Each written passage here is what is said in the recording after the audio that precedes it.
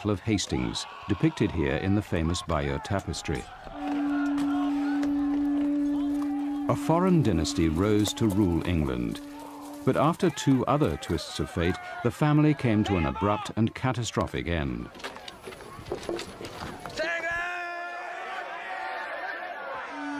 On the 13th of October, 1066, the Normans, led by Duke William, took up positions in these fields. The Saxon King Harold and his army appeared over the Rise. Then the battle for the future of England began. William, mounted on a white charger, ordered his Normans to attack.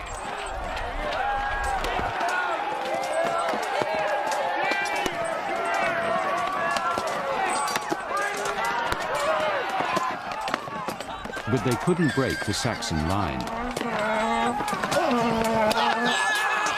As horns sounded the Norman retreat, the Saxons made a mistake, which was to change the course of history. The Saxons broke ranks and chased the fleeing Normans.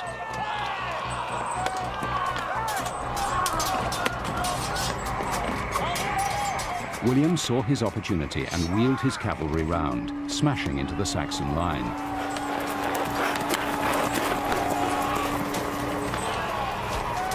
It was then fate gave a helping hand.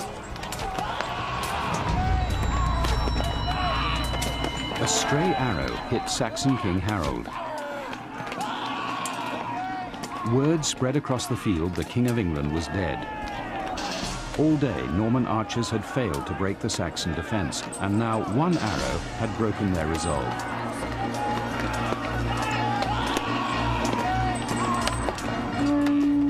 The Saxon line melted away as Harold's bodyguards stayed with their dying king, but they were slaughtered to a man.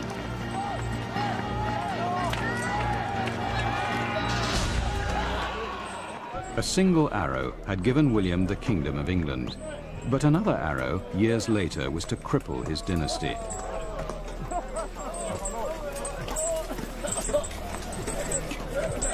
Knowing a crown won in combat could easily be lost in another battle, William ruled his new kingdom with an iron fist. He was intent on crushing the Saxons and establishing a Norman dynasty to dominate England for centuries. Wherever he encountered resistance to his rule, he unleashed a whirlwind of terror. His army swept into the English heartland and destroyed everything, villages, fields, and families. With his power consolidated and his dynasty firmly rooted, William the Conqueror repaid the knights who had backed his campaigns. Saxon lords and bishops were replaced with Normans who crushed any resistance. The Normans forced the Saxons into serfdom to build monuments to William's dynasty. The old Saxon culture of wood and wattle was swept away and replaced with hard stone. Looming over the landscape, the towers were a constant reminder that England was under Norman domination. For 20 years, William the Conqueror held the kingdom in his grip. The Norman dynasty was unassailable by the time he died in 1087. He had sired two sons, William Rufus and Henry. William Rufus, the elder, took the throne. Called Rufus because of his ruddy complexion, the new Norman king was as ruthless and violent a ruler as his father. But unlike his father, he disdained the dreary details of ruling. Instead, he preferred to hunt with old friends such as Walter Tyrrell, who was destined to play a critical role in the future of the Norman dynasty. Rufus stayed in power until the year 1100, which marked the beginning of the end for a royal dynasty that seemed set to rule forever. The first year of the new century was full of ill omens. The chronicle for that year recorded that a well ran red with blood. Devils were seen in the forest. A priest had a vision of Rufus standing before the throne of God and being condemned to hell. And the abbot of Shrewsbury preached a damning and prophetic sermon about the king. Behold, the bow of divine wrath is drawn against the sinner, and the arrow swift to wound has been taken from the quiver. Soon now it will strike. Never a fervent believer, the king shrugged off the omens. Instead, William Rufus took his brother Henry and his friend Walter Tyrrell to the forest for the stag hunting season. At the beginning of August, the king and his party were making their final plans for the hunt. The king had just been presented with 6 new arrows of unusual strength. William Rufus examined them and handed 2 to his friend Walter Tyrrell. Well, Tyrrell, as you are the finest marksman, you shall have the finest arrows. Hello. Make each one of them count.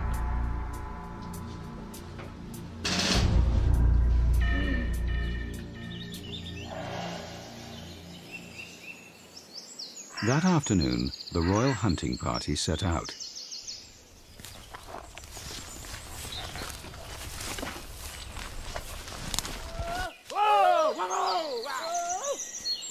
As the beaters drove the deer towards the woods, the king and Tyrrell took up shooting positions and notched their arrows in readiness.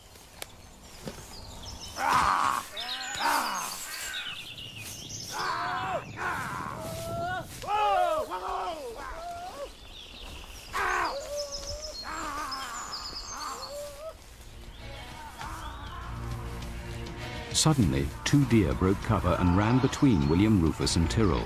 In the confusion, Walter Tyrrell took aim. As the deer sped past, he turned towards the setting sun, its blinding light dazzling his eyes. He fired. His arrow missed the stag but sped on, dealing a crippling blow to the Norman dynasty. Walter Tyrrell had killed the King of England. Fearing the worst, he fled to France, never to return.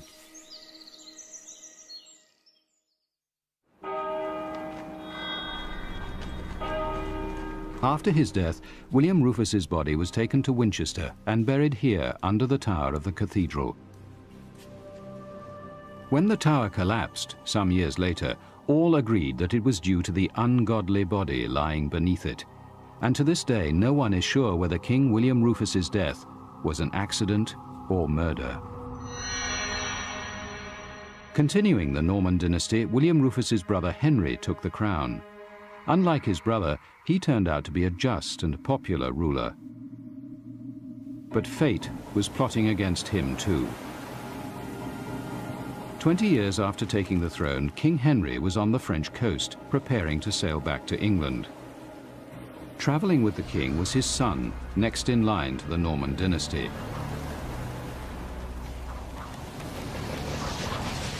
The weather was foul as heavy seas crashed against the coast. But on the 25th of November, 1120, the royal fleet set sail, with King Henry's ship in the lead. His son and heir was in another ship when it struck rocks in the harbor. The ship broke up and sank. The royal heir, along with the flower of noble Norman youth, drowned. The chronicle recorded, Delicately nurtured as they were, they became food for the monsters of the deep.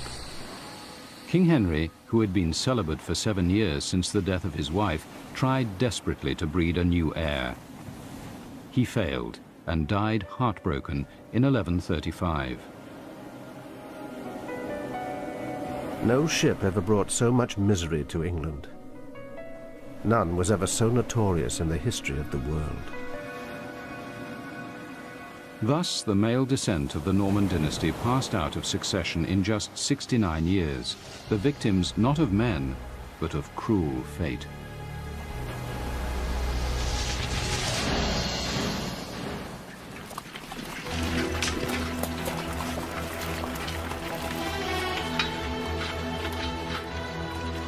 While William the Conqueror fought his way to the throne of England, Catherine de' Medici was rumored to have poisoned her way to the throne of 16th century France. Her ruthless family were powerful and wealthy Italian bankers who were so intent on becoming royalty, they had the heads of the family portrayed as 3 wise men in the family chapel. The Medici's headquarters was Florence, where they had ruled for generations, but they also had connections in Rome. In 1533, Pope Clement VII, also a Medici, arranged for his niece, 14-year-old Catherine, to marry Henry, the younger son of the King of France.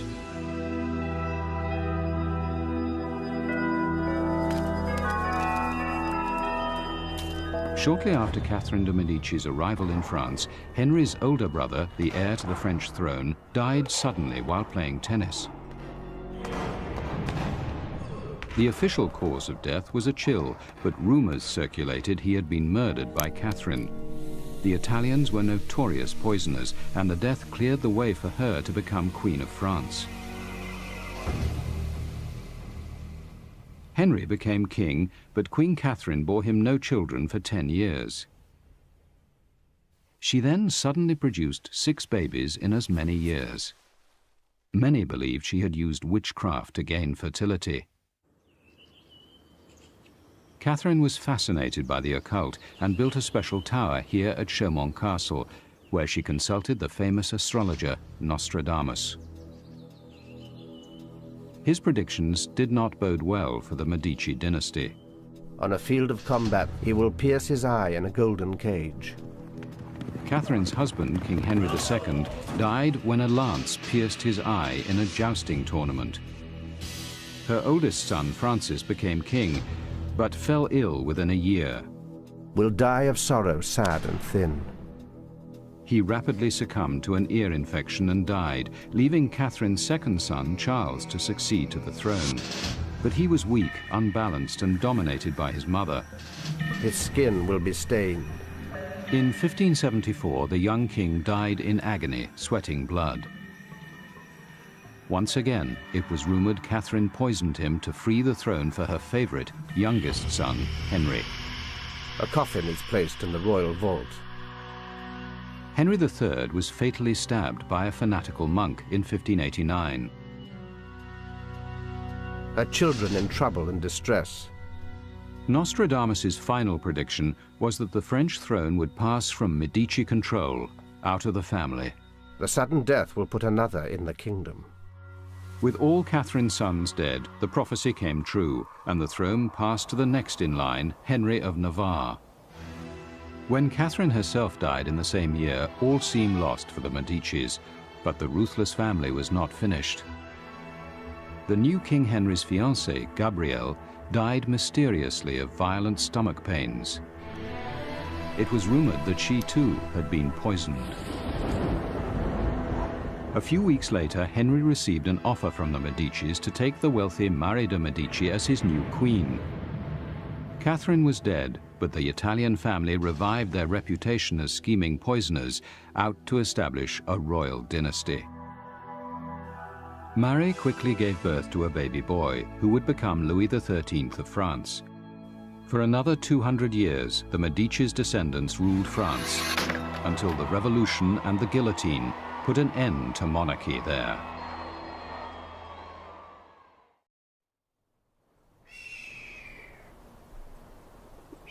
The Medici's powerful dynasty was eclipsed by a family from the Alpine state of Austria that founded the longest royal line in European history.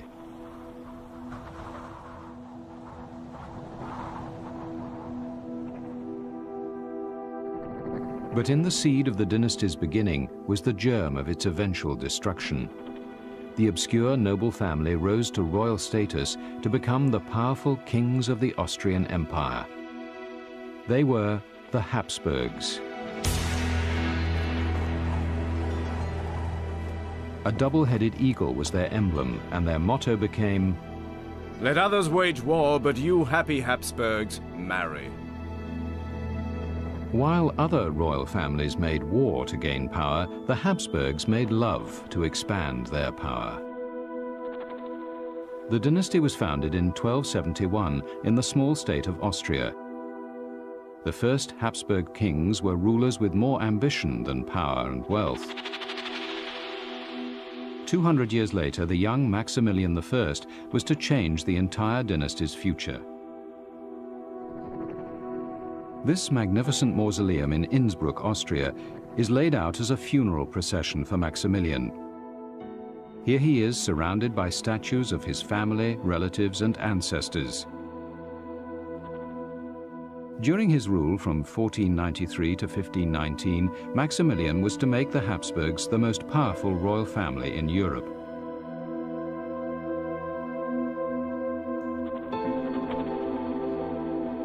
But he never knew that at the same time he was sowing the seeds for their ultimate destruction.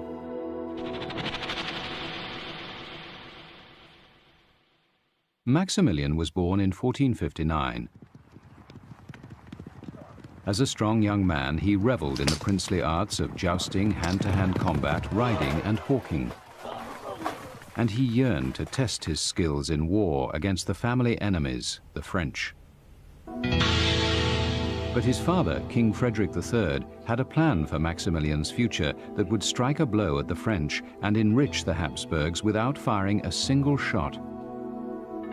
The Habsburgs negotiated with Charles the Bold, Duke of Burgundy, because he had three things the Austrian royal family wanted. He was the richest man in Europe, an enemy of the French, and he had an eligible daughter, Maria.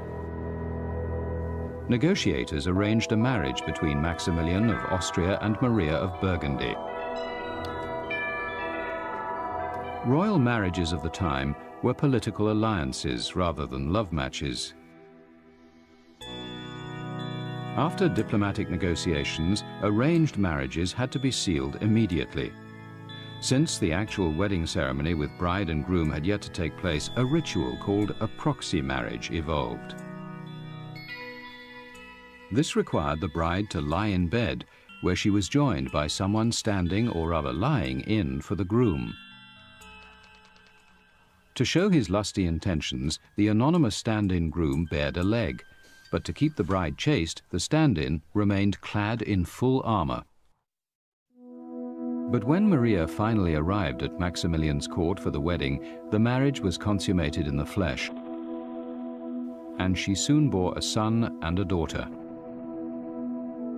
And when the children, Philip and Margaret, were in turn ready for marriage, Maximilian followed the Habsburg strategy of using marriage to expand his dynasty's power.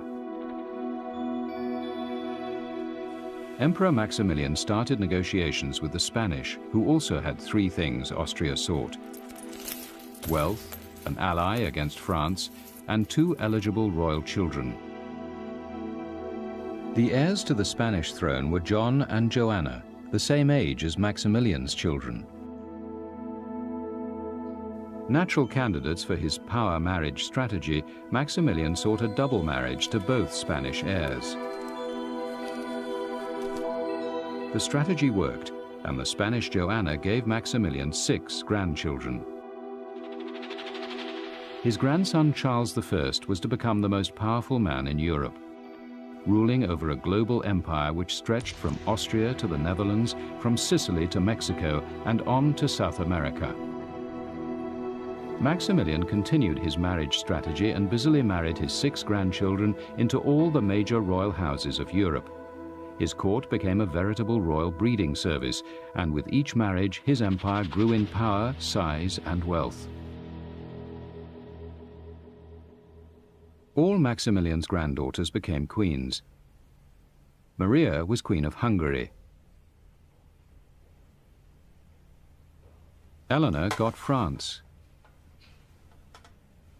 Elizabeth got Denmark. And Catherine got Portugal.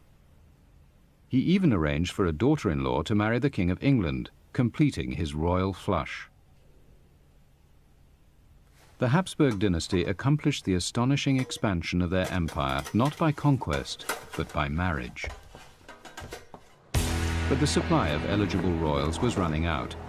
To hold on to their power at all costs, the Habsburgs instituted a new policy: marry within the family. The result was biological disaster. Unknown to anyone, a genetic time bomb was already planted in the Habsburg dynasty. The Spanish Joanna, whose 6 children started the marriage frenzy, eventually went insane, and her madness was hereditary. The seeds of mental illness had been transmitted to all 6 of her children, the inheritors of the Habsburg dynasty. At the same time, a physical genetic defect was emerging in the ever-expanding family, the Habsburg chin. Maximilian and many of his relatives had very pronounced lower jaws and lips. Charles I, his all-powerful grandson, had a chin which protruded so far his lower teeth could not meet his uppers. Madness and the Habsburg chin were now carried by marriage to every branch of the Habsburg dynasty and into the royal families of Europe. The genetic nightmare had begun. As Habsburg married Habsburg, inbreeding produced generation after generation of freakish mutants, many suffering from insanity.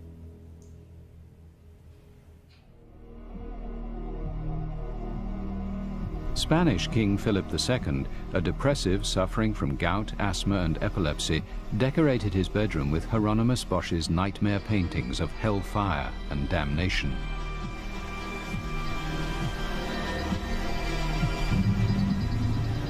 Austrian Rudolf II went insane and was forced from the crown by his brother Matthias. In Spain, the family line degenerated into the freak King Carlos. 7 of his 8 great-grandparents were Habsburgs, and his mother was also his first cousin. As a child, Carlos couldn't even stand unaided, and his jaw was so deformed he couldn't chew his food. Plagued by fainting spells and constant fevers, he was also impotent. Priests were called to exorcise this curse on the Spanish throne. But Carlos died in 1700 at the age of 39. His autopsy revealed internal organs so deformed and degenerated, witchcraft was suspected. He is remembered as Carlos the Bewitched. On his death, the crown of Spain was snatched by the old Habsburg rival, France. The genetic curse of the Habsburgs ruined Maximilian's plans and brought the Spanish line to a crashing end. But the remaining Habsburgs continued to intermarry, unaware it was the root of all their troubles. Though the Habsburg dynasty stayed in power in Austria for another 200 years, the happy Habsburgs, who had spread their dynasty all across Europe without firing a single shot, were felled by their own genes.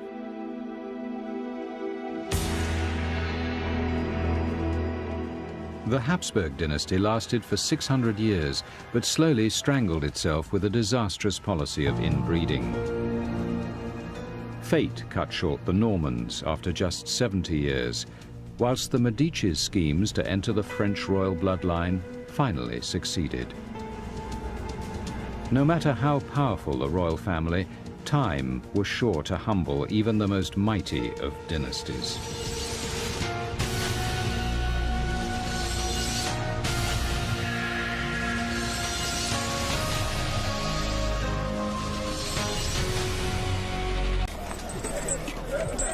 Knowing a crown won in combat could easily be lost in another battle, William ruled his new kingdom with an iron fist. He was intent on crushing the Saxons and establishing a Norman dynasty to dominate England for centuries. Wherever he encountered resistance to his rule, he unleashed a whirlwind of terror. His army swept into the English heartland and destroyed everything, villages, fields, and families. Normans.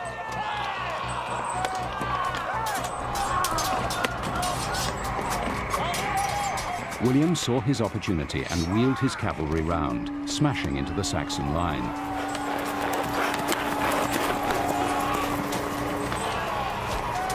It was then fate gave a helping hand. A stray arrow hit Saxon King Harold. Word spread across the field the King of England was dead. All day, Battle of Hastings, depicted here in the famous Bayeux tapestry. A foreign dynasty rose to rule England. But after 2 other twists of fate, the family came to an abrupt and catastrophic end.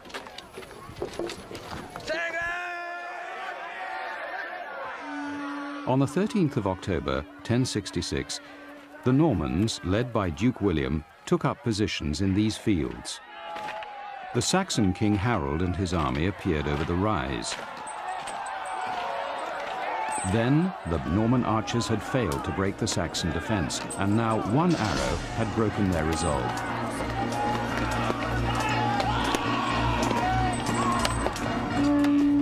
The Saxon line melted away as Harold's bodyguards stayed with their dying king, but they were slaughtered to a man.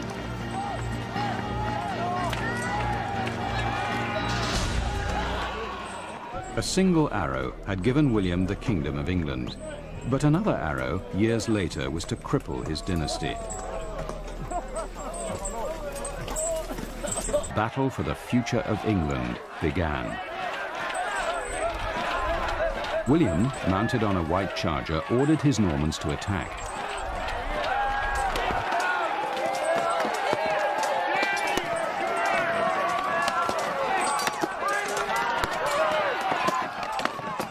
But they couldn't break the Saxon line. As horns sounded the Norman retreat, the Saxons made a mistake, which was to change the course of history. The Saxons broke ranks and chased the fleeing